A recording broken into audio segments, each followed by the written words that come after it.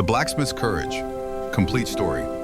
There are moments in life that divide your world into before and after. She's Moments that arrive adorable. so Thank quietly you. you don't realize they're She's my little happening adventurer. until it's too Well, late to keep stop. exploring. For Vera Ironheart, that moment came on a Tuesday morning in the Cider Falls marketplace, delivered by her 5-year-old daughter's voice, cutting through the crowd like a bell nobody asked to be rung. The morning had started ordinary enough. Cool October air, the kind that smells like pine and promises rain by evening. Vera had woken at 5, same as always, fed the forge, checked the coals, started the fire that would burn until dusk. By 6, she was working. Her hammer struck hot iron in steady rhythm. Strike, turn, strike, turn, each blow precise, each angle calculated. This was how you made things that lasted, through repetition, through care, through the understanding that good work was never rushed. Ember slept upstairs in the room above the forge. The building sat at the eastern edge of Cedar Falls where the paved streets turned to dirt roads. Neither exile nor welcome. The kind of location reserved for people the town needed but didn't particularly want to see. The forge had been abandoned for 8 years before Vera claimed it. Nobody wanted a building where the previous owner had died. Humans had strange superstitions about such things. But Vera didn't believe in ghosts. She believed in solid walls, a good chimney, space enough to raise a child and build a life. That had been 6 years ago. 6 years of keeping her head down, her hammer swinging, her daughter close. The war had ended 12 years back. The peace treaty said orcs could live in human settlements if they followed the rules. Vera followed every rule with the dedication of someone who knew that one mistake could cost everything. She was the only blacksmith in the Eastern Quarter.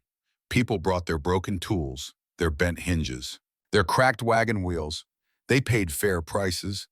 They didn't spit. That was about as good as it got. This morning, Vera was finishing a set of horseshoes for the Miller farm. The iron glowed orange in the forge fire. She pulled it out with tongs, placed it on the anvil. Metal rang under her hammer. Once. Twice. The steel bent to her will, shaping itself into the curve that would protect a working horse's hoof through another hard winter. Sweat ran down her back despite the cool air. Her hands were callous thick from years of this work. Her forearms showed the small scars every blacksmith carried. Burns from stray sparks, nicks from sharp edges. The price of the trade. But her work was flawless. Everyone knew it. Even the people who wouldn't meet her eyes in the street knew it. Upstairs, she heard Ember wake. The soft pad of small feet on wooden floors. Then the girl's voice singing something about clouds and dragons. Always singing. Always inventing songs nobody else would ever hear. Vera smiled despite herself, set the horseshoe aside to cool, washed her hands in the basin, headed upstairs. Ember sat on her bed, tangled in blanket's hair, wild from sleep, green skin like her mother's. But her eyes were gray soft as morning fog. She'd inherited those from her father, whoever he'd been. Vera didn't talk about that. Some stories were better left in the past. Morning little flame, Vera said. Mama, I had a dream about a dragon who made friends with a mouse. That's so. The dragon was lonely because everyone was scared of him, but the mouse wasn't scared. She just climbed right up and sat on his nose. Vera sat on the edge of the bed, started working her fingers through Ember's thick black hair. What happened then? They became best friends, and the dragon learned that being big and scary doesn't mean you can't be gentle. Smart dragon, Vera said quietly. Smart mouse, Ember corrected. She braided her daughter's hair the way her own mother had braided hers back before the war. Before everything changed, the motions were automatic now, soothing, a small ritual that anchored the start of each day. Why don't humans have tusks, Mama? Because they're built different. But why? Same reason birds don't have arms. Different doesn't need a why. It just is. Ember considered this with the gravity of a scholar contemplating the universe. If they don't have tusks, how do they eat tough meat? They cut it smaller. That seems like a lot of extra work. Probably why they invented knives. We invented knives too. We invented knives to fight. They invented knives to eat. Different purposes. Oh. Ember nodded as if this explained every mystery of the world. This was their routine. Vera would work the forge from dawn until dusk. Ember would play in the courtyard building elaborate cities out of scrap metal and talking to herself in voices that represented entire populations. On market days, Ember would come along, holding tight to Vera's hand, her gray eyes wide as coins as she absorbed every sight and sound. Today was market day. Vera dressed carefully, clean tunic, her best vest. She braided her own hair, tucking it back so it wouldn't fall on her face. Not that it mattered. She could dress like royalty, and people would still see Orc first. Woman second, person never. But she tried anyway, because giving up meant admitting defeat, and Vera Ironheart didn't know how to quit. They walked the dirt road into town. Ember skipped ahead, then circled back, then ran forward again. Endless energy, the kind only children possessed. The marketplace sat in the center of Cedar Falls, built around an old stone fountain that hadn't worked properly in 30 years. Stalls formed rough circles, farmers selling vegetables, Hilda with her bread and pastries, the butcher, the rope maker, the spice merchant, and someone new. Vera noticed him the way you notice a chair move 3 inches to the left. You can't quite say what's different, but something is. He'd set up near the fountain, prime location. That meant he'd either paid well or knew someone important. His cart was painted deep blue with gold leastering. Callum's traveling goods, spices, silks, and stories from distant shores. The stories part was unusual. Most merchants didn't advertise that. Vera watched him for 3 weeks before he noticed her watching. She was good at being invisible when she wanted to be, blending into backgrounds, making herself small. He was tall for a human, brown hair that curled at the ends with opinions about staying flat, a beard trimmed neat, green vest over cream shirt, well-made but not fancy. The clothes of someone who had money but didn't need you to know about it. What struck Vera most was how he looked at people. Not through them, not past them, at them. Direct eye contact, genuine smile. The kind of attention that made you feel seen. She watched how he handled his wares. Careful hands, respectful of the goods. He talked to customers like they mattered. Listened when they spoke. Laughed at bad jokes. A boy worked the stall with them. Gangly, 13, maybe 14, hay-colored hair and nervous hands that kept going to his pocket. The kid's name was Rowan. Vera had heard him called once when he'd wandered past the forge asking about rocks. On the 4th Tuesday, Ember noticed the merchant first. "Mama, that man has purple fabric," she announced, tugging Vera's hand. "I've never seen purple fabric before." "That's because purple cost more than our forge. Can we look? We're here for nails and bread, not purple fabric." But looking is free.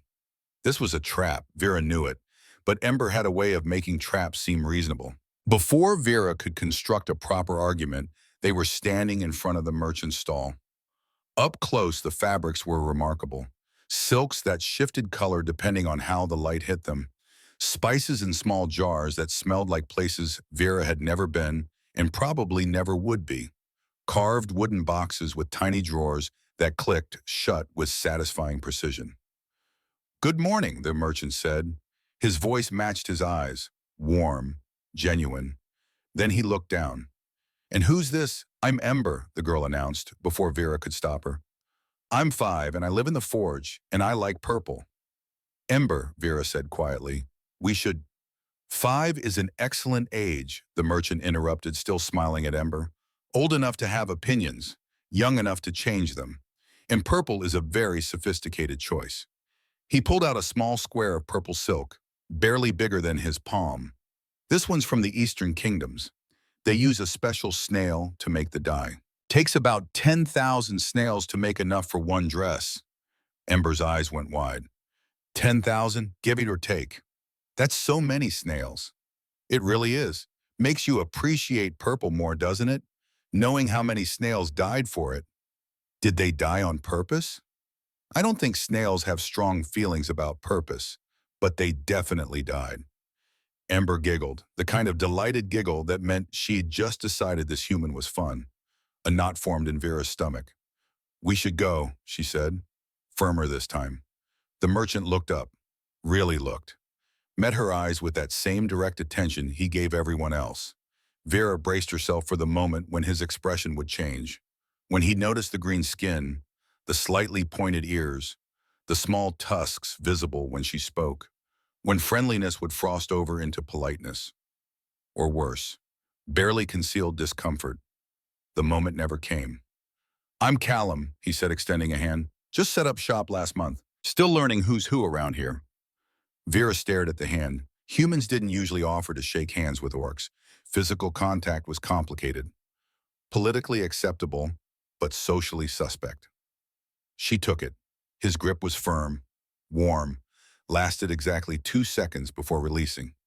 "Vera," she said, "I run the forge in the East Quarter. The blacksmith, I've heard about you.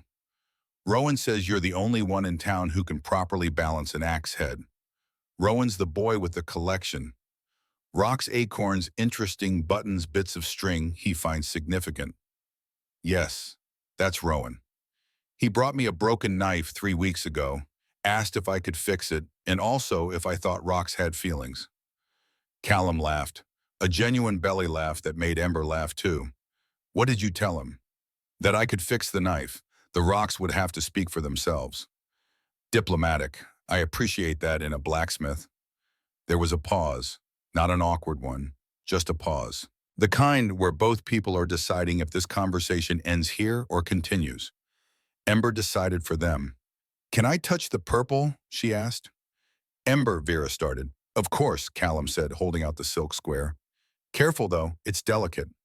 Ember touched it with the reverence usually reserved for baby birds and sleeping cats. Her small green fingers traced the edge of the fabric. Her face split into the widest smile Vera had seen in weeks.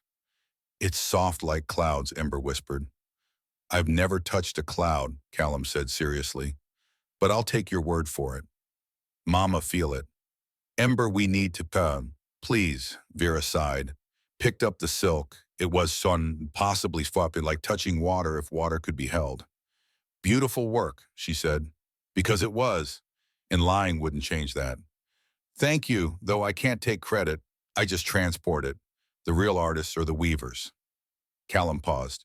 "You know I've been meaning to visit the forge. I need some custom hooks made for the cart. Would you have time this week?"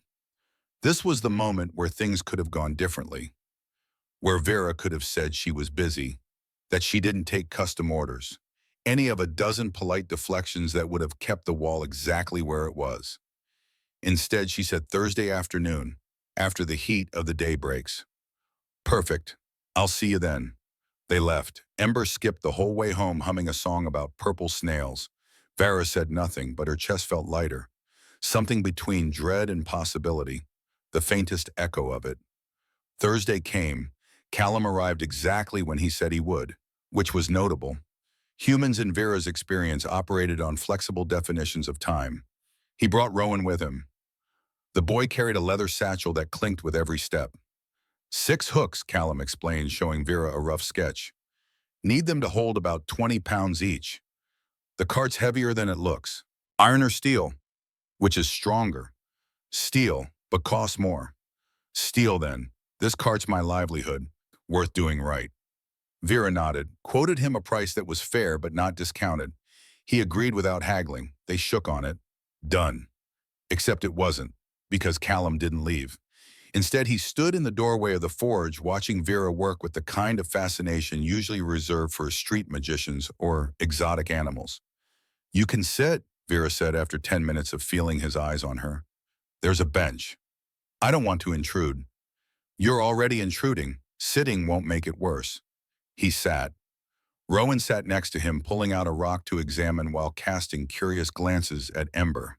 The girl was building something elaborate in the corner with scrap metal and string. "What are you making?" Rowan asked eventually. "A dragon," Ember said, as if this were obvious. "But the wings are hard. Wings need to be balanced or they don't work. Dragons aren't real, though. So houses aren't real until someone builds them. Same with dragons." Rowan had no argument for this logic. He offered her one of his rocks. "For good luck." "Do I give it back after?" "No, it's a gift." "Then thank you." Ember tucked the rock into her pocket with the solemnity of someone accepting a great treasure.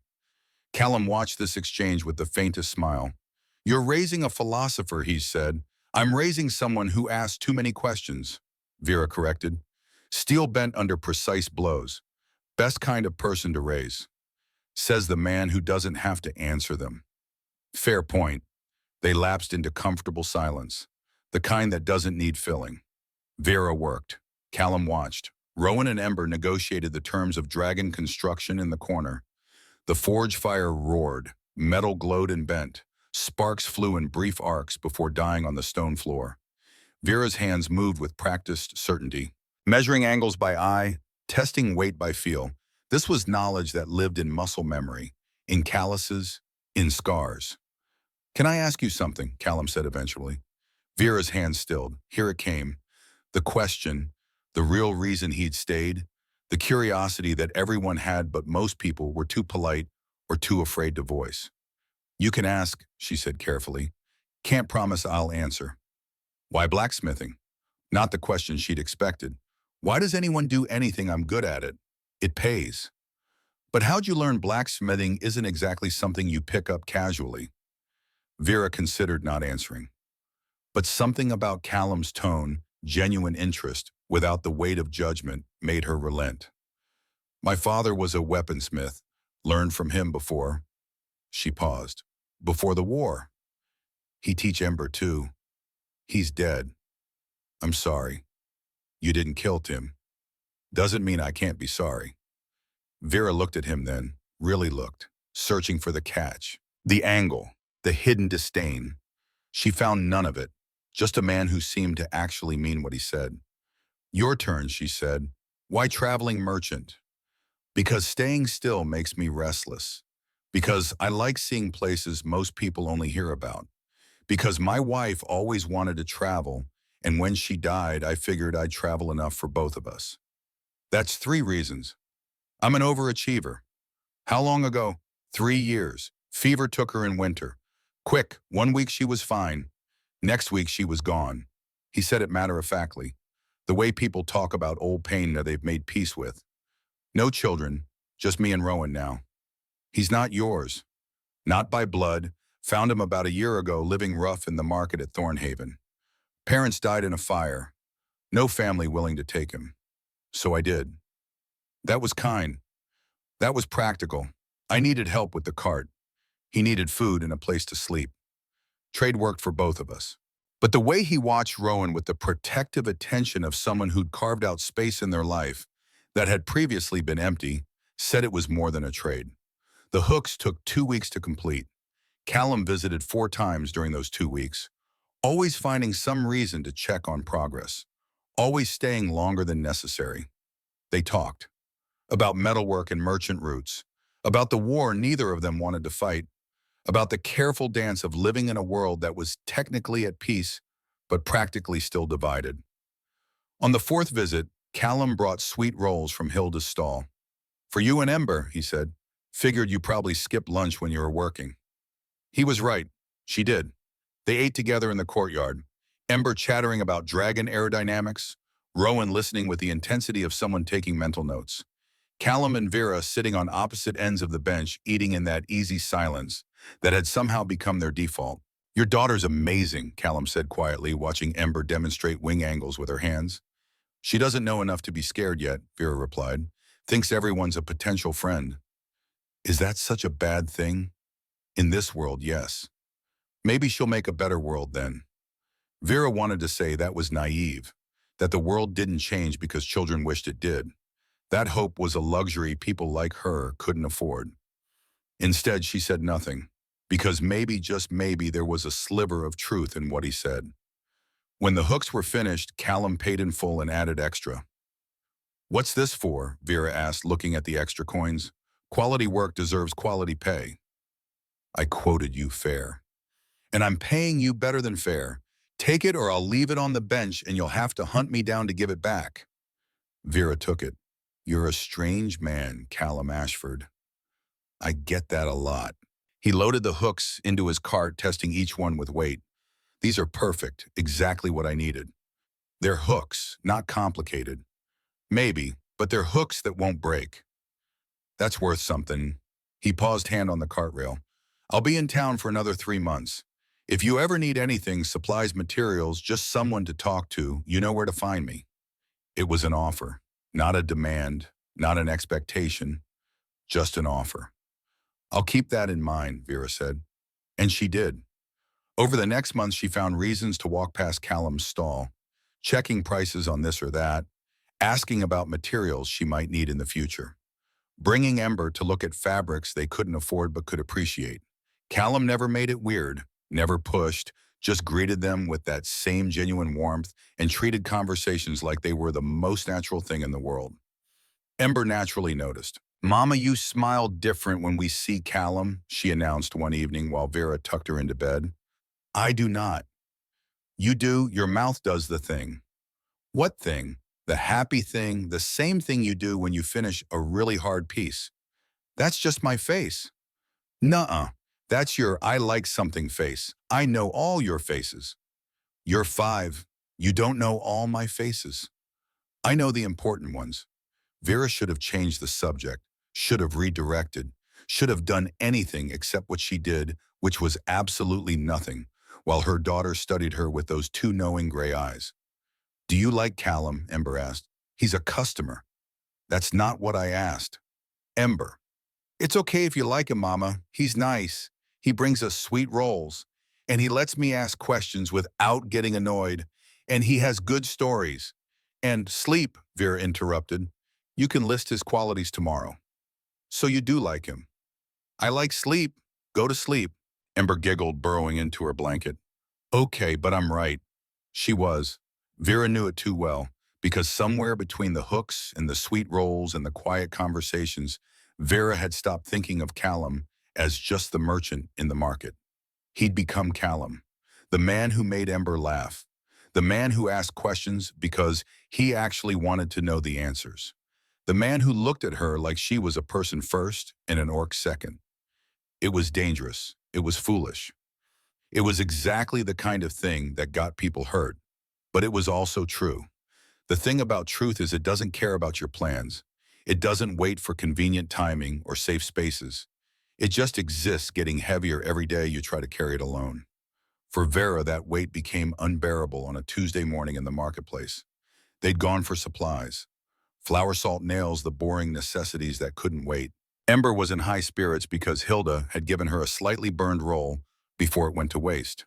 Even slightly burned rolls were exciting when you were 5. Callum's stall was busy, 3 customers examining fabrics, 2 more asking about spices. Rowan was handling the crowd with the frazzled competence of someone who'd learned to manage chaos by necessity. "We should come back later," Vera said, steering Ember away. But Ember had spotted Callum, and more importantly, Callum had spotted them. He smiled, that easy, genuine smile that reached his eyes, raised a hand in greeting.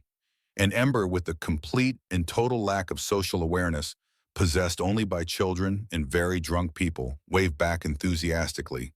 Then she shouted loud enough for half the marketplace to hear, "My mama likes you." Time didn't stop. Time never actually stops, but it felt like it did.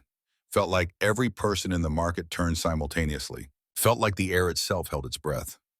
Vera's mind went blank, completely, utterly blank. The kind of blank where thoughts should be, but there's only static and the distant sound of your life collapsing. Callum's smile froze. Not in disgust, not in horror, just froze. Like he'd been carved from stone mid-expression.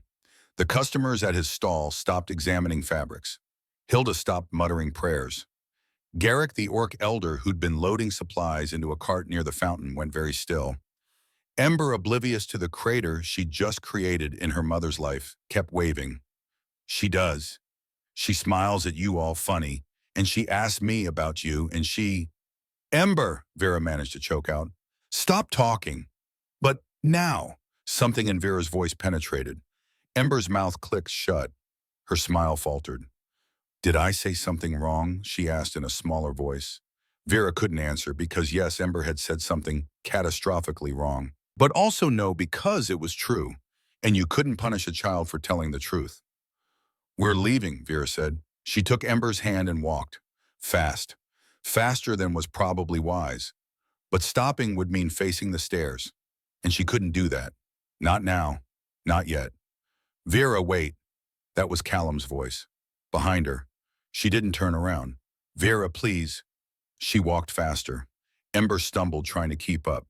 They made it to the forge in record time. Vera's heart hammering so hard she thought it might crack her ribs. Inside. Door closed, breath coming in sharp gasps that had nothing to do with the pace of walking and everything to do with the fact that her carefully constructed life had just detonated in the middle of the marketplace. Ember started crying. Not dramatic sobs, just quiet tears. The kind that hurt more because they came from real distress instead of performative upset. I'm sorry, she whispered. I didn't mean to make you upset. Vera knelt down.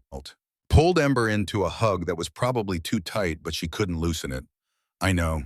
You didn't do anything wrong. But you're crying. She was, apparently. Hadn't even noticed the tears until Ember mentioned them. Sometimes adults cry when things are complicated, Vera said. It's not your fault. Do you really like Callum? Yes. Then why is that bad? How do you explain to a 5-year-old that the world has rules written and unwritten, that people can be polite on the surface while harboring sharp edges underneath, that humans and orcs could live in the same town but not in the same lives? You don't, because they're 5, and they shouldn't have to know that yet. It's not bad, Vera said carefully. It's just complicated. Complicated how? Complicated like trying to mix oil and water. They don't naturally go together. But you can mix them if you stir hard enough. I've seen Hilda do it when she makes bread. That's different. Why, Plug? Because bread doesn't have feelings about being mixed. Ember thought about this. Do you want to be mixed with Callum? Vera laughed. It came out half sob. It doesn't matter what I want. Why not? Because wanting isn't enough. But oh, she did want. Her chest ached with it. She wanted it so much it hurt. Wanted those easy conversations and shared silences. Wanted someone to eat sweet rolls with. Wanted Ember to have someone who made her laugh. Wanted to not be so desperately, achingly alone in a world that insisted she had to be. She wanted, and wanting was dangerous. There was a knock at the door. Vera's stomach dropped. Don't answer it, she whispered to Ember. Another knock, more insistent. Vera, I know you're in there. Callum's voice. Of course it was. Go upstairs, Vera told Ember. But now, please. Ember fled. Her footsteps echoed on the wooden stairs, then vanished into her room. Vera opened the door. Callum stood there breathing hard, hair messed from running. His cart was nowhere in sight. He'd left it in the market to chase after her. Left his livelihood unattended. For this, for her. I'm sorry, he said immediately. I know that probably made things difficult, and you should go. Vera, please, just go. This was a mistake. What was a mistake? Her telling the truth. Yes, no, this whole thing, all of it. We can't, she gestured helplessly between them. This doesn't work. Why not? You know why not. Spell it out for me. Because I'm orc and you're human, and this town is barely held together by polite fiction, and if people think we're... She couldn't even finish the sentence. It won't end well, for either of us. Callum took a step closer. Not threatening, just closer. Is it true, he asked. Is what true, what Ember said? Do you like me? Every instinct screamed to lie, to deflect, to protect herself the way she'd been protecting herself for 6 years in this town. Yes, she said instead, because apparently her mouth had disconnected from her brain's survival instincts. Callum's expression shifted. Not horror, not disgust, just something soft, something warm. Good, he said, because I like you too. The world tilted, actually tilted. Vera gripped the door frame to keep from swaying. You can't. Little late for that. Callum, I like how you work. I like how you talk to Ember. I like how you don't sugarcoat things, but you're never cruel about it. I like that you eat lunch too fast because you forget to chew when you're thinking. I like that you smell like forge smoke and iron and something else I can't quite place, but makes me want to keep smelling it. He paused. I like you, as a person, who happens to be an orc, in that order. Her chest felt like it was cracking open. The town can deal with it. They won't. Then they won't. But that's their problem, not ours. You don't understand what you're saying. I understand perfectly. I'm saying I like you. I'm saying I want to see where this goes. I'm saying I don't care what color you are or what people think, because I've spent 3 years being lonely and careful, and now I've met someone who makes me laugh, and I'm not going to walk away from that because it's inconvenient. It's more than inconvenient. Okay, it's dangerous. It's difficult. It's probably going to make both our lives harder. But Vera, he looked at her with those eyes that saw through walls. I've been alone for 3 years, and I've been fine with it until I met you. And now I'm not fine with it anymore. And I don't think you're fine with it either. He was right. She knew it, hated it, feared it. What if we try and it falls apart? She asked quietly. Then it falls apart. But at least we tried. What if it gets Ember hurt? What if it gives Ember a chance to see love that crosses boundaries? What if we show her the world can be bigger than the boxes people try to stuff it into? Vera wanted to argue, wanted to list all the reasons this was a terrible idea, wanted to protect herself and Ember from the inevitable pain. But she was so tired, so desperately, bone-achingly tired of being alone. I don't know how to do this, she admitted. Neither do I, but we can figure it out together. People are going to talk. Let them. They're going to stare. I'll stare back. Callum. Vera, I'm not asking you to marry me tomorrow. I'm asking if I can come by for dinner sometime. Maybe bring Rowan. See what happens. That's all. It should have been a small thing, just dinner, but it felt enormous, like standing on the edge of a cliff deciding whether to jump. Thursday, she said before she could stop herself. After the forge closes? Callum smiled. That real, genuine smile that had started this whole mess. Thursday, he agreed. He left. Vera closed the door, leaned against it, tried to process what had just happened. Upstairs, she heard Ember's footsteps. Mama, small voice through the floorboards. Did I ruin everything? No, Vera called back. You might have actually fixed something. She wasn't sure she believed it, but maybe belief came later. Maybe right now she just had to take the first step. And she had. Thursday, dinner, one meal, one chance, one terrifying, impossible, beautiful possibility. Thursday arrived with the weight of a promise made in desperation. Vera cleaned the forge 3 times, changed her tunic twice, braided her hair, unbraided it, braided it again differently. Her hands shook as she worked, not from fear of the forge fire, not from any physical threat, but from the simple, terrifying possibility that tonight might change everything. Or worse, that it might change nothing at all. Ember watched with barely contained glee. You're nervous, she announced from her perch on the workbench. I'm not nervous. Your ears twitch when you're nervous. They do not. They do, and they're twitching right now. Vera forced them to stay still. Ears were not supposed to be that expressive. Evolutionary oversight. Callum arrived exactly on time. He brought bread cheese and a jar of honey that looked expensive. Rowan trailed behind him carrying a basket that clinked promisingly. What's in there? Ember demanded immediately. Patience, Rowan said wisely with the air of someone who'd recently learned patience and wanted everyone to know. Patience is boring. Then prepare to be bored. Just for a minute, though. They ate at the table Vera had built when she'd first moved in. Sturdy, practical, scarred from years of living. Callum and Rowan sat on one side, Vera and Ember on the other, like negotiating teams at a peace treaty, except the treaty was dinner and the terms were whether anyone could remember how to make conversation that didn't revolve around the elephant in the room shaped like cross-species romance. This bread is really good, Callum said eventually. It's Hilda's, Vera replied. She makes good bread. She does. Yes. Silence. Not comfortable. Just silence. Ember sighed dramatically. You're both being weird. Just talk like normal. We are talking normal, Vera protested.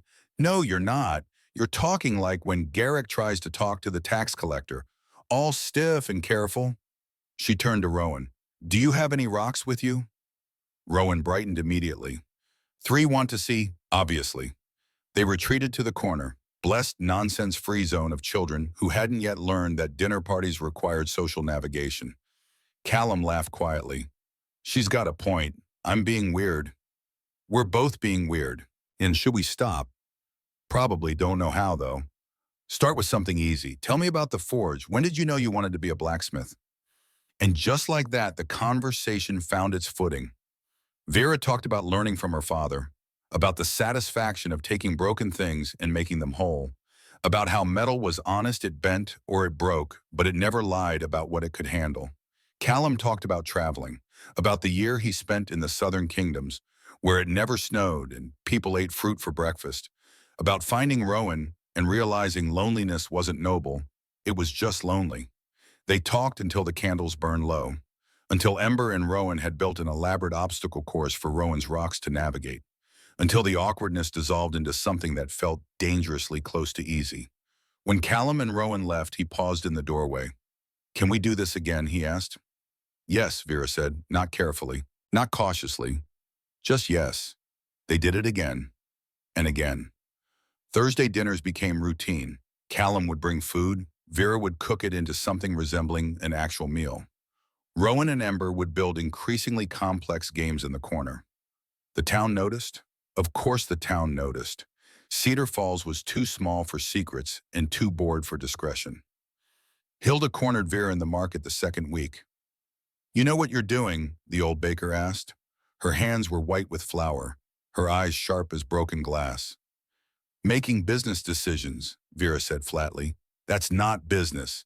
That's something else. Then it's something else. Still not your concern." Hilda studied her with those eyes that had seen too much to be shocked anymore. "You really like him." "Is that a question?" "Statement. You get this look, like you're surprised the world didn't end." She paused. "He looks at you the same way.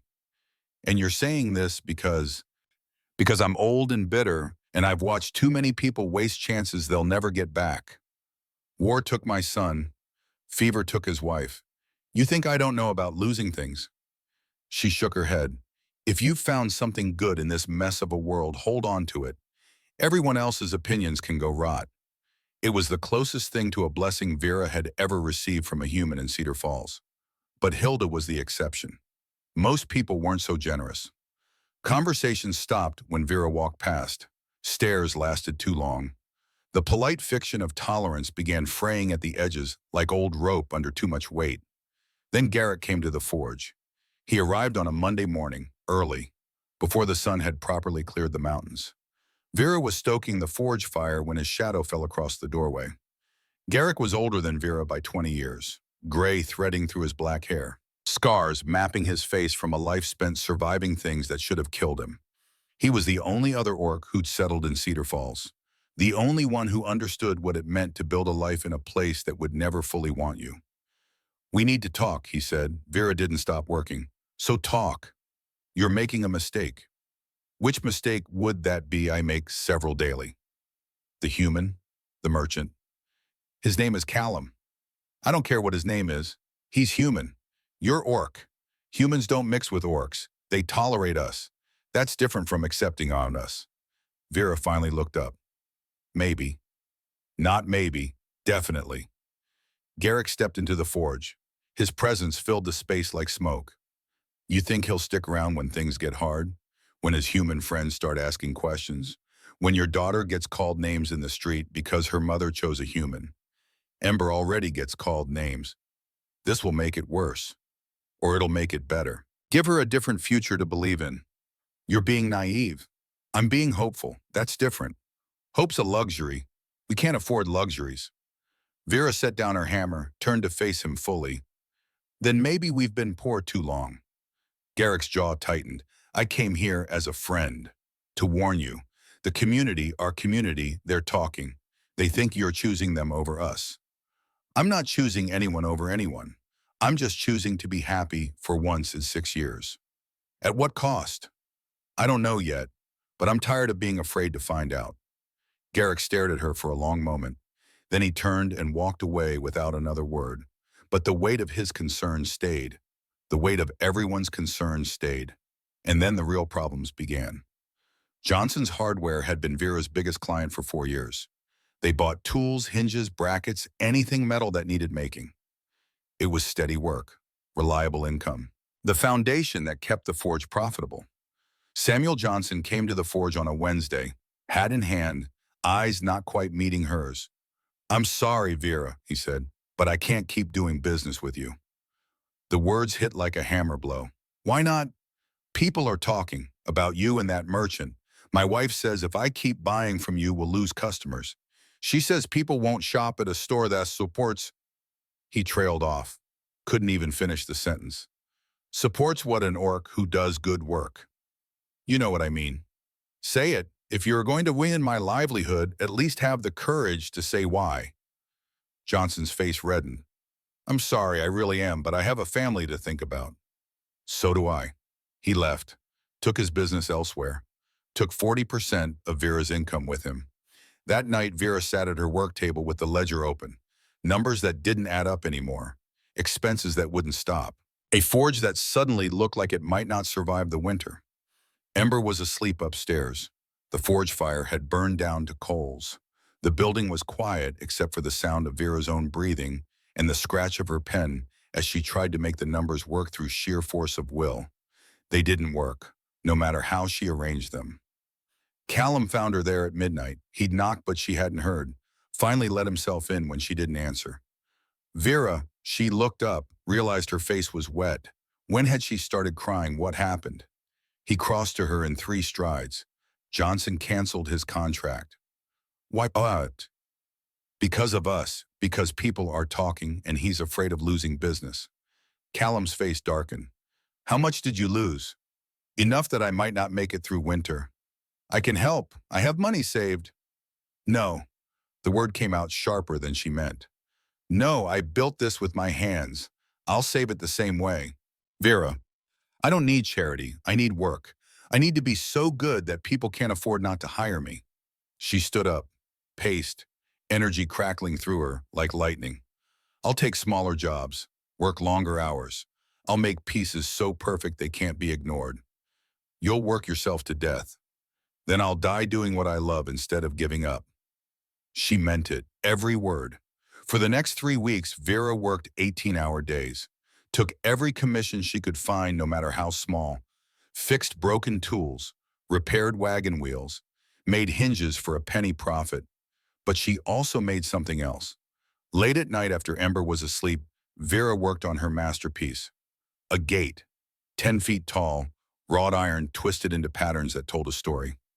Leaves and vines interweaving with geometric precision, a rising sun at the top, roots spreading at the bottom. It took every skill she'd ever learned, every technique her father had taught her. She poured her frustration into it, her fear, her desperate hope that excellence might matter more than prejudice. When it was finished, she loaded it onto a borrowed cart, hauled it to the center of Cedar Falls, to Town Hall. She set it up in front of the building at dawn, before anyone was awake to stop her. A gift, unsolicited, undeniable. By the time the sun rose, a crowd had gathered. Sheriff Daniels arrived first. He was a weathered man, late 50s, with silver in his beard and eyes that had seen enough to know when to be impressed. He walked around the gate slowly, touched the metalwork with careful fingers, tested the weight, the balance, the joints. "This is the finest work I've seen in 30 years, he said finally. "It's a gift," Vera replied. "To the town that gave me a chance." Margaret Hale arrived next. The council leader, a woman with iron gray hair and a spine to match. She looked at the gate, then at Vera. Her expression revealed nothing. "We didn't commission this." "I know. But you need a new gate. This one's better than the old one. Take it or don't. I've already made it."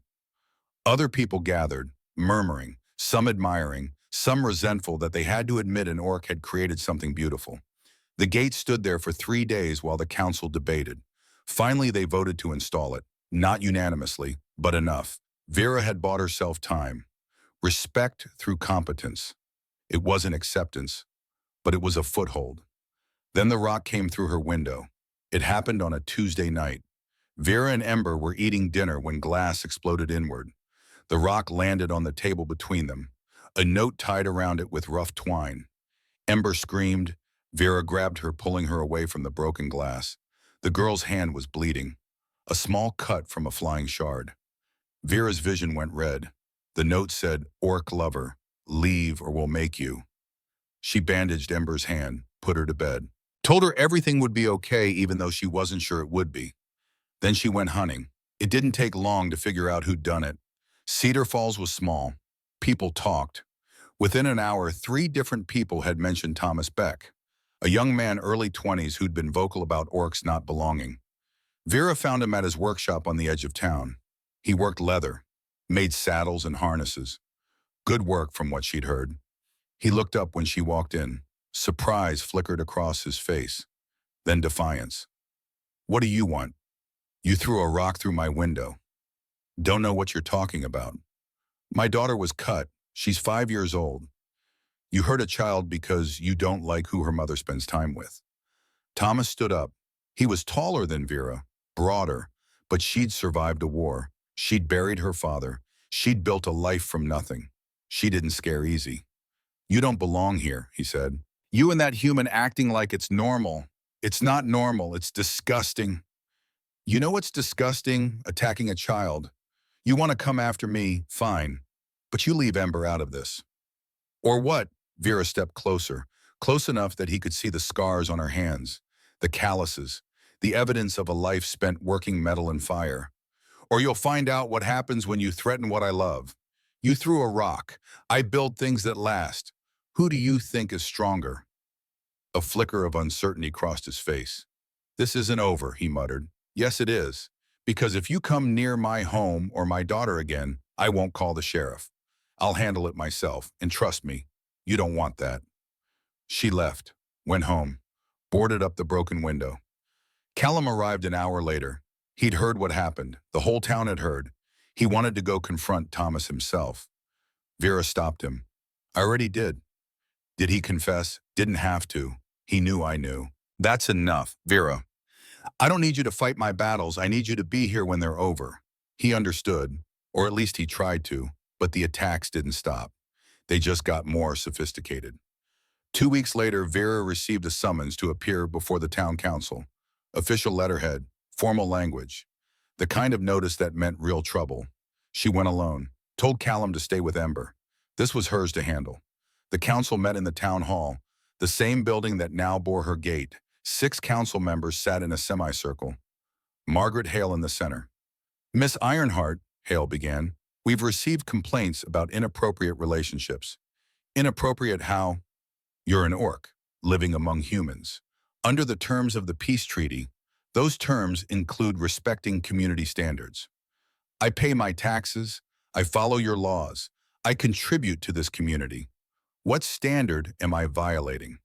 The standard of decency, of maintaining proper boundaries between races." Vera's hands clenched. "The treaty says orcs can live in human settlements. It doesn't say we have to be lonely while we do it. It also gives us the right to review residency permits if we determine that a resident is corrupting community values. Corrupting by falling in love, by flaunting it, by making a spectacle, by forcing decent people to witness what 2 people having dinner, a merchant and a blacksmith talking. Where exactly is the corruption?" Margaret Hale's face hardened. "We're giving you 30 days to adjust your situation. If you can't adhere to community values, perhaps Cedar Falls isn't the right place for you." The threat was clear. Stop seeing Callum or lose everything. The forge, the home, custody of Ember. Vera stood up. "I've lived here for 6 years. In that time, I've equipped 40% of the farms in this valley. I've repaired your infrastructure. I've paid more in taxes than half the people in this room. The gate you just installed, that's mine. Free, because I believe this town was worth investing in." She pulled out a ledger, set it on the table. "This is the economic impact of my forge. Every tool I've made, every repair I've done. Add it up, then tell me again how I'm not valuable to this community." Sheriff Daniels leaned forward, examined the ledger. His eyebrows rose. "This is accurate. Every entry, every transaction, 6 years of records." Hale looked uncomfortable. "This isn't about your work." "Yes, it is, because if you kick me out, you lose your best metal worker. And good luck finding another one willing to work for fair prices in a town this size." Vera looked at each council member in turn. "I'm not asking for special treatment. I'm asking for the same right every human has. To work." to live, to build a life. And if you can't give me that, then this town isn't what I thought it was. Yes, she left before they could respond. Outside, she found Callum waiting. He'd come anyway, ignored her request to stay away. How did it go? They gave me 30 days to adjust my situation. What does that mean? It means stop seeing you or leave. Callum's jaw tightened. What are you going to do? This was the moment, the decision point. Safety or happiness, security or hope. Vera looked at him, at this man who'd shown up, who'd stayed, who looked at her like she was worth the trouble. I'm going to fight, she said. I'm going to show this town that I'm not going anywhere, that we're not going anywhere. How do you call him? I don't know yet, but I'm done hiding. I'm done apologizing for existing, for wanting, for being happy. She took his hand, first time she'd done that in public. I spent 6 years making myself small, being grateful for scraps. Not anymore. Callum squeezed her hand. What do you need from me? Just don't give up on us. Never. That night, Callum brought something to the forge. 2 packages wrapped in cloth. Open them, he said. The first package held fabric, blue silk, the same shade as clear sky at midday, soft as clouds, the kind of beautiful thing Vera had looked at but never touched. Callum, I remembered. You said you liked it, but it cost too much, so I saved some from my next shipment. I can't accept this. Why not? It's too much. It's fabric. That I paid for with money I earned, which I'm now giving to you, because I want to. The second package held something metal. Small, delicate, a brooch shaped like 2 hands clasped together, one larger, one smaller. You made this, Callum said. About a month ago, I saw it on your work table and asked if I could buy it. You said it wasn't for sale, so I waited until you weren't looking and borrowed it. Had the jeweler in the next town add a catch to the back so it could hold fabric. He demonstrated, pinning the blue silk to the brooch. The effect was stunning, rough metal and delicate fabric, joined together into something more beautiful than either part alone.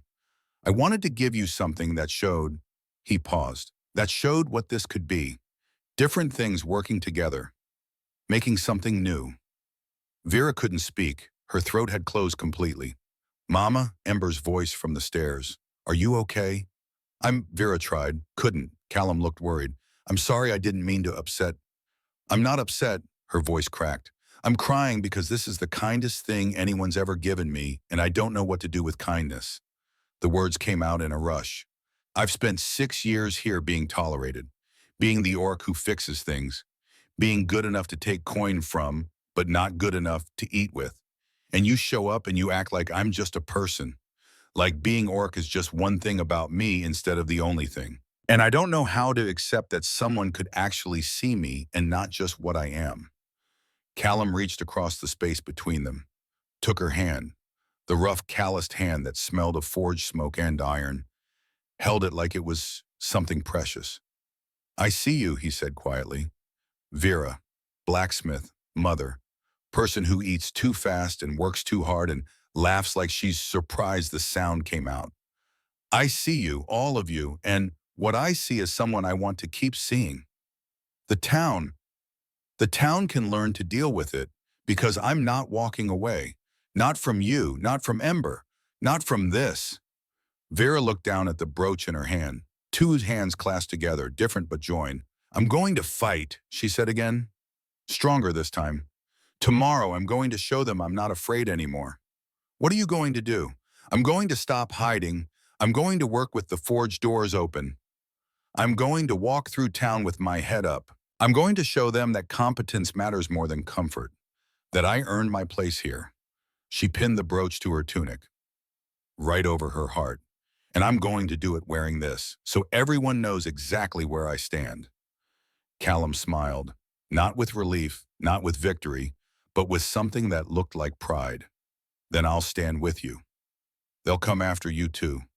Let them try. And they stood together in the forge, the fire burning low, Ember watching from the stairs with wide gray eyes that were learning what courage looked like. Tomorrow would bring more trouble, more resistance, more people who would never accept them. But tonight Vera Ironheart made a choice. Not to hide, not to compromise, not to make herself smaller so others could feel bigger. Tonight she chose to fight, and the forge fire burned a little brighter for it. The next morning, Vera opened the forge doors wide, not just cracked for ventilation, not just enough to let the smoke out. Wide, fully open, so anyone walking past could see inside, could watch her work, could witness exactly what she was capable of. She pinned the brooch to her tunic, blue silk and joined hands catching the early light. Then she went to work. Her hammer struck with purpose, each blow deliberate, each piece she made a declaration. She wasn't hiding anymore, wasn't apologizing, wasn't making herself smaller so others could feel comfortable. People walked by, slowed, stared, some with curiosity, some with hostility, some with something that might have been grudging respect. Vera didn't stop working, didn't acknowledge the stares, just kept her head down and her hammer swinging and let the work speak for itself. By noon, a small crowd had gathered, watching, whispering. On the third day, Vera made her decision. She loaded her portable anvil onto a cart, gathered her tools, her best work, pieces that showed what she could do. Then she wheeled everything to town square, set up next to the fountain, right in the center, where everyone would see. By mid-morning, a crowd had gathered, curious, uncertain, some hostile. Vera didn't acknowledge them, just lit her portable forge, let the fire build, pulled out a piece of iron and began to work. Metal rang against her anvil, each strike precise. She was making a bracket, decorative but functional, the kind of piece that required skill and artistry combined.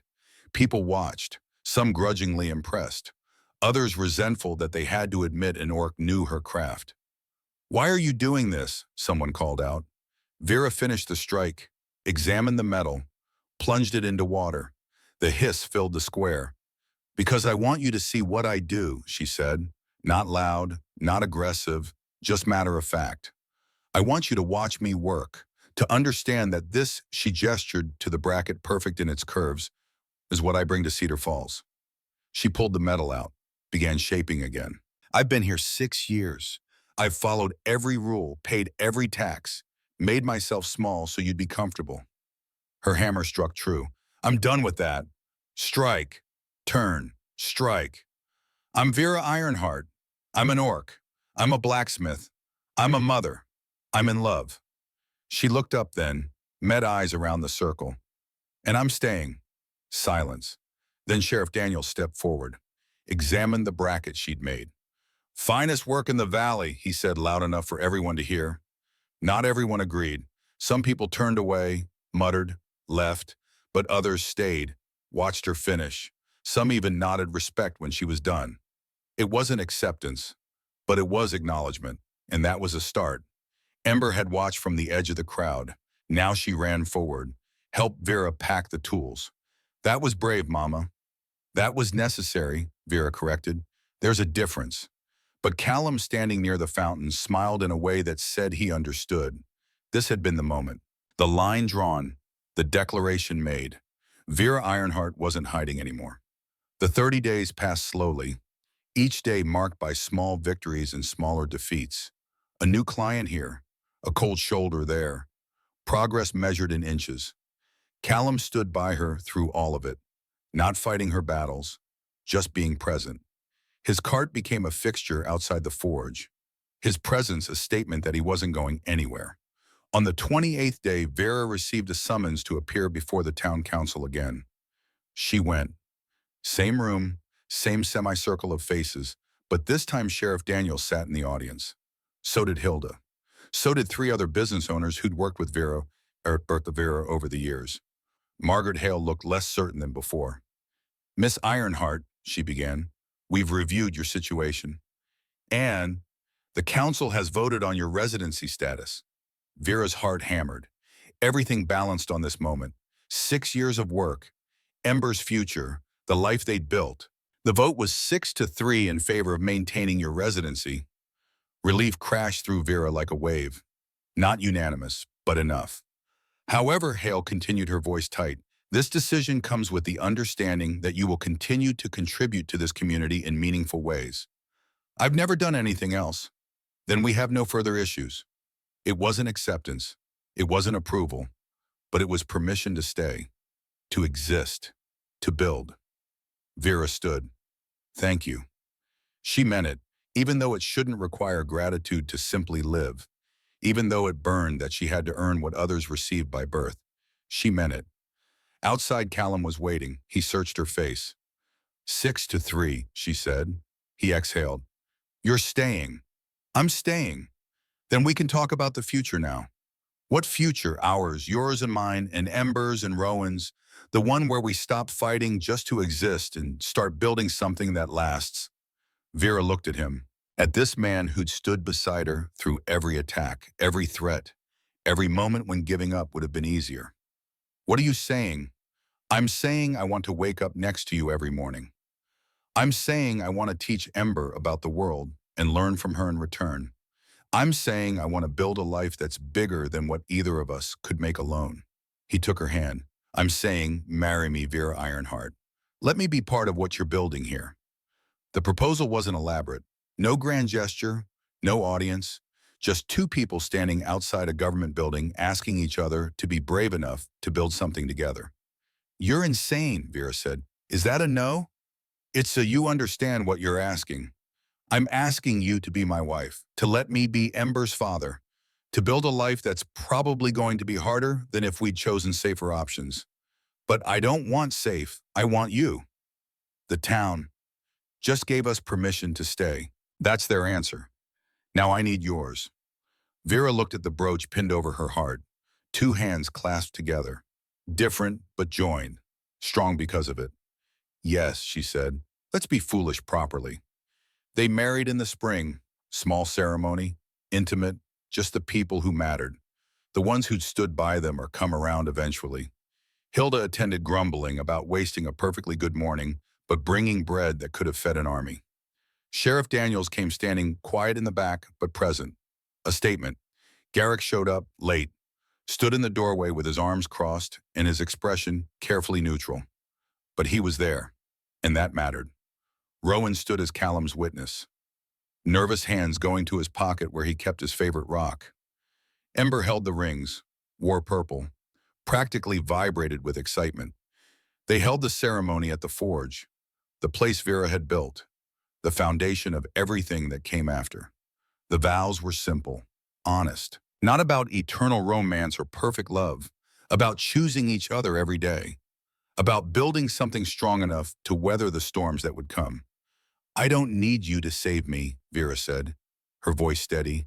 I need you beside me. I don't need you to be anything other than who you are, Callum replied.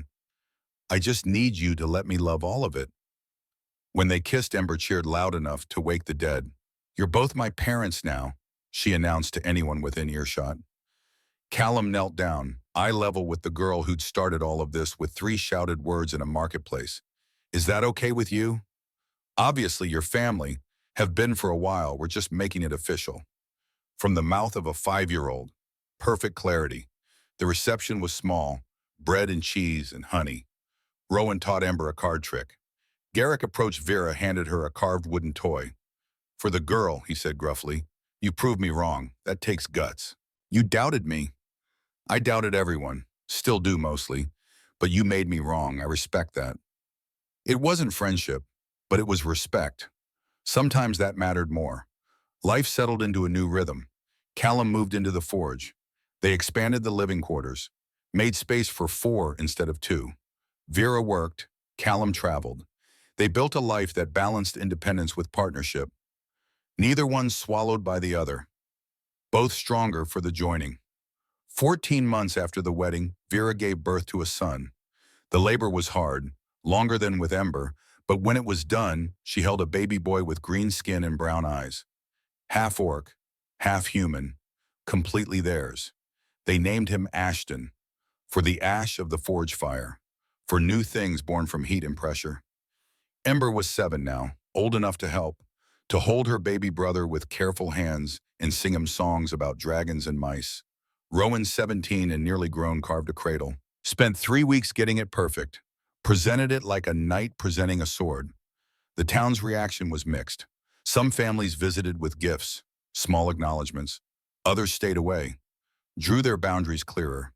But enough people came. Enough kindness existed. Enough hope remained that maybe slowly things were changing. Vera didn't slow down, adapted the forge for safety, built barriers to keep Ashton away from the fire, worked while he napped, nursed him during breaks, refused to choose between motherhood and her craft. The business expanded. Word of her work spread. Orders came from other towns, other valleys, people who didn't know she was Orc, didn't care, just wanted quality metalwork. She hired an apprentice, a human boy 15 whose father had lost his forge in a fire. The boy was nervous at first, uncertain about learning from an Orc. By the end of the first month, he was calling her Master Vera with genuine respect. 2 years later, Briar was born. A girl, appearing fully human, blonde hair like Callum's mother, green eyes that held echoes of Vera's. The strength of Orc bloodline running through veins that showed none of the visible markers. Ember was 9, Ashton was 2. The family grew, the forge thrived. Life continued with its mixture of joy and struggle, and the hard-won peace of people who'd fought for their right to exist together. The years passed, not easily, not perfectly, but they passed. Ashton grew strong, started learning the forge at 6, had his mother's hands and his father's patience. By 9, he could shape basic tools. By 10, he was helping with commissions. Briar inherited Vera's business sense and Callum's charm. At 7, she was already negotiating better deals than most adults. Sharp, quick, understanding instinctively that words could be as powerful as hammers. Rowan left eventually, started his own merchant route, specializing in metalwork from Vera's forge, carrying the lesson of their family into new places, new towns, spreading the quiet revolution of proving that different didn't mean impossible. More mixed families moved to Cedar Falls. Slowly, one by one, citing Vera's example, her success, the proof that it could be done. The town changed, not overnight, not completely, but enough. Enough that Ember could walk through the marketplace without constant stares. Enough that Ashton could play with human children without their parents pulling them away. Enough that Briar could be herself without apology. Margaret Hale retired. The new council had different priorities, different perspectives. They appointed Vera to the Business Advisory Board, first Orc in any official capacity. She accepted, because representation mattered, because the next generation needed to see what was possible. 6 years after Briar was born, Ember turned 15. She'd been apprenticing at the forge for 2 years, had her mother's talent, her father's patience, a work ethic that came from watching Vera fight for every inch of ground she'd gained. The school asked Ember to give a presentation about metalworking, about craft, about family. Vera sat in the audience, Callum beside her, Ashton and Briar squirming in their seats, waiting to see their sister shine. Ember stood at the front of the room, 15 years old, green skin, gray eyes, carrying herself with the confidence of someone who'd grown up watching her mother refuse to be small. 10 years ago, Ember began, I shouted something in the marketplace, 3 words that changed my family's life. Soft laughter from the audience. Everyone in Cedar Falls knew the story by now. It had become legend, cautionary tale or inspiration depending on who told it. I told everyone my mama liked someone, and I was right, but that's not the important part. Ember pulled out something wrapped in cloth, unwrapped it carefully, revealed a brooch, shaped like 2 hands clasped together, one larger, one smaller. This is the first masterwork I ever made. It took me 3 months. I messed it up 7 times before I got it right. My mama helped me, taught me that precision matters, that patience matters, that doing something right is more important than doing something fast. She held up the brooch. Let the light catch it. But she taught me something else too, something that mattered more than metalworking. Ember's eyes found Vera in the audience. She taught me that strength isn't about muscles. It's about standing up when it's easier to hide. She taught me that love isn't about convenience. It's about choosing someone every day, even when the world tells you not to.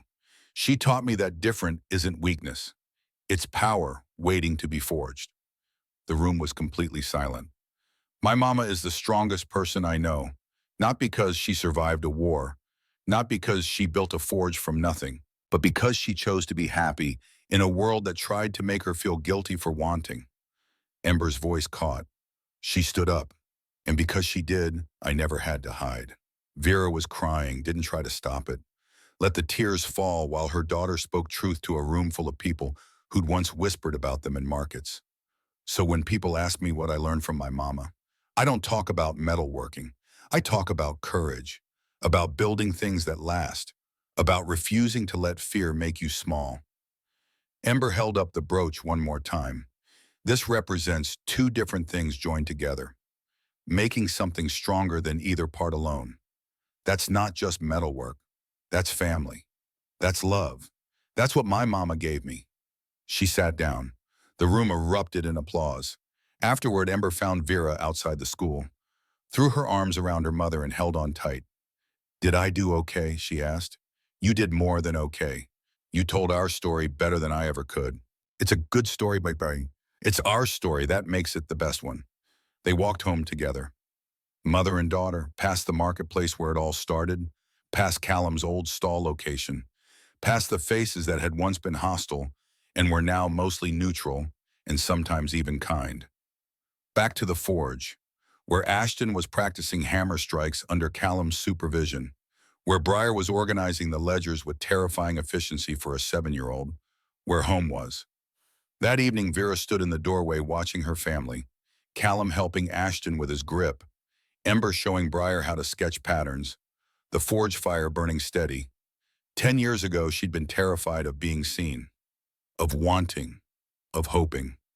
Now she was the head of a family that shouldn't exist according to the rules written by people who'd never had to fight for belonging. But they did exist.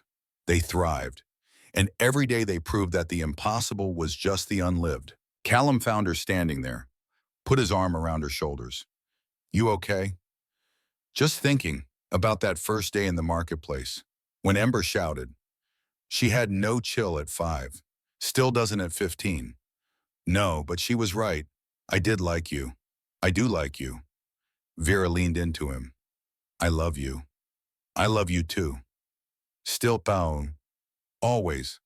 They stood together as the sun set over Cedar Falls, a town that had learned to hold space for love that didn't fit into easy categories. A town that would never be perfect but had managed to be good enough. Inside, children argued about bedtime. Ashton claimed he wasn't tired despite yawning every 30 seconds. Briar insisted she needed to hear one more story. Ember was trying to explain geometry using kitchen implements. Normal case. Beautiful case. The chaos of a family that chose itself. "We did it," Vera whispered. "Did what?" "Made something impossible." Impossible's just another word for nobody tried hard enough yet. Vera smiled, touched the brooch pinned to her tunic, the one Callum had given her all those years ago. Two hands clasped together, different metals, different origins, joined into something stronger than either part alone. The forge smoke rose into the evening sky. 10 years after a 5-year-old girl shouted 3 words in a marketplace, Vera Ironheart stood in her doorway watching her family, the master blacksmith, the wife, the mother, the woman who'd proven that different didn't mean impossible. Years later, Ember would tell their story to her own apprentices. How courage wasn't about never being afraid. It was about building something beautiful anyway. How her mama had come to Cedar Falls with nothing but a daughter and a hammer, and built a forge, a business, a family, a legacy. How she'd proven that excellence could overcome prejudice, that love could cross boundaries, that one woman's refusal to be small could change a town's understanding of what was possible. And they were perfect.